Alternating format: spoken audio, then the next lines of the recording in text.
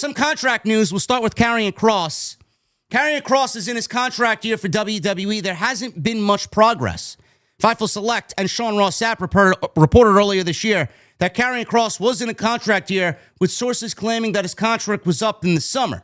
Now, he did interview recently. I don't remember who it was with. I think it might have been with Van Vliet or Ariel Helwani, one or the other. And he said that he was very upset and still is very upset that his contract status got leaked to the dirt sheets and it was reported. He's still upset about that. At the start of June, Fightful inquired with sources close to the situation and close to Kross about an update. Based on what Fightful has heard, WWE has not yet approached Kross about a contract extension or a renewal, and we haven't heard if they have indicated interest in doing so. WWE's typically notified, or has typically notified talent within a month or so when their deals are expiring and that they won't renew as of late. WWE's been happy to keep talent on television until they are notified that they'll not be renewed or approached for an extension. As best we know, there are a few months remaining on Kross's deal. We'll work to find out more. We don't know when his contract's up. It says a couple of months. It could be July, could be August. We don't really know. I don't know what TKO's motto is, or Endeavor's motto with the UFC, how they handle contracts if they really do bring it to the 11th hour and then begin negotiations. I don't really know what their process is. WWE, if they want someone, they will sit them down and get the deal done.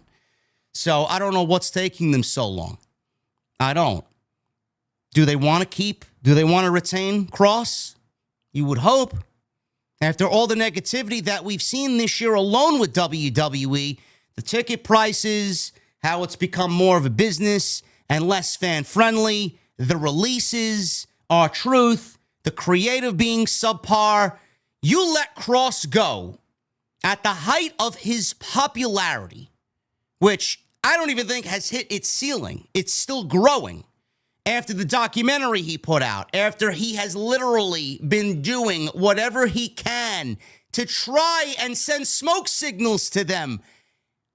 You got me. I'm here. Look at what I could produce. Look at what I could do on social media. Look at the interest that I'm accumulating on social media, this and that. He's getting bigger reactions. He's just got to tie it up in the ring. He's got to get a right story that fans are going to buy into. He's got to get the right opponent or opponents in the ring so fans buy into him. If WWE, they didn't even include him in a Money in the Bank qualifier, which is ridiculous, which set off a whole other set of negativity on social media. If WWE doesn't bring him back, and this is crazy, because Triple H is going to look like, he's going to look so bad in this if he does not bring Kross back. Karrion Kross was fired from WWE because he was a product of Triple H. He was fired because he was a product of the NXT black and gold system. He was given a lot of fanfare. He was given a lot of backing, a lot of resources to get over. He had the beautiful woman. He had his wife with him, Scarlett. He had the entrance. He had the theme. He had the ambiance. He had the it factor. They built him so high up in the NXT system almost immediately. He was a world champion. He got brought up to the main roster, and that fabled night, he lost to Jeff Hardy in 90 seconds. What did they do outside the loss? Never mind the loss. They stripped him to nothing. He was the NXT champion. He lost in 90 seconds as the NXT champion. What a way to get that fucking started. The power struggle was just completely unbelievable between Vince and Triple H at that time. Nobody wants to acknowledge it, but it was there. They stripped him down to nothing. They didn't give him the same entrance that Triple H gave him. They took Scarlett away. They gave him some fucking dominatrix mask where he came out looking like anything but Karrion Kross on NXT. It was a fucking mess. He was then released. He made his way to the main roster and they released him. Vince didn't want nothing to do with him. Karrion Kross, call me a conspiracy theorist, Karrion Kross was used to get back at Triple H. It was one of those final nails in the coffin. It really was. He was used as a scapegoat for the power struggle of Vince McMahon and Triple H. Absolutely no doubt in my mind. And that sucks for Kross. Kross was brought back. He was one of the first hires that Triple H brought back. I'm bringing you back, bro. We got to bring you back. The way you left, the way shit went down, I can't take it. I got to get everything back that I had lost that I had taken away from me. He started off hot. Well, I guess hot if you want to use that word. He didn't really start off hot, but he was integrated with Drew McIntyre, Roman Reigns. He was on his way to being a little bit more of a prominent character. Then he disappeared. Final Testament, AOP, Paul Ellering. They didn't do anything with them. I mean, it was just a complete waste. AOP got fired. They were never really much of anything. And now he has been just inactive. Not really inactive, but he's floating around, getting in everybody's business. He's in this with AJ. He's in this with Logan Paul. He's in this with Sami Zayn. Different things backstage.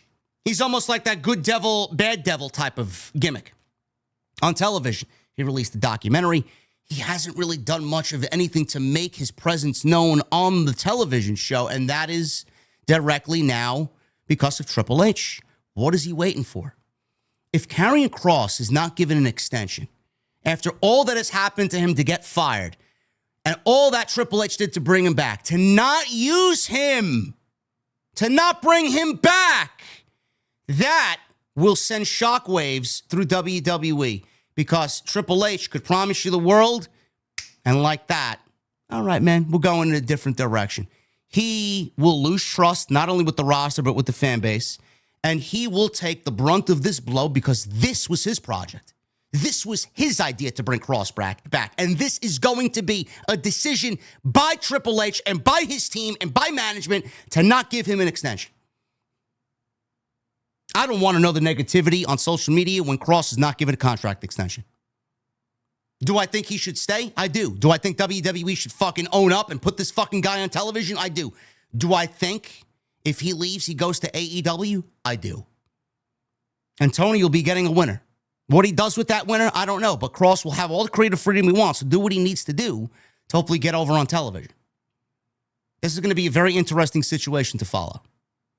And I don't want to know, like I said, the negativity that's coming because Triple H, he better level up, bro. That's all I'm telling you right now. He better level up. Mixed with the WrestleMania announcement, going to Vegas, mixed with this, the R-Truth thing. The Miz apparently is rumored to be getting not a renewal. He's probably going to be let go. And who else knows who's going to be let go? I don't know, man. Pretty dark days in WWE, man. It's supposed to be fun. The summer's supposed to be fun. It's nothing but negativity in WWE.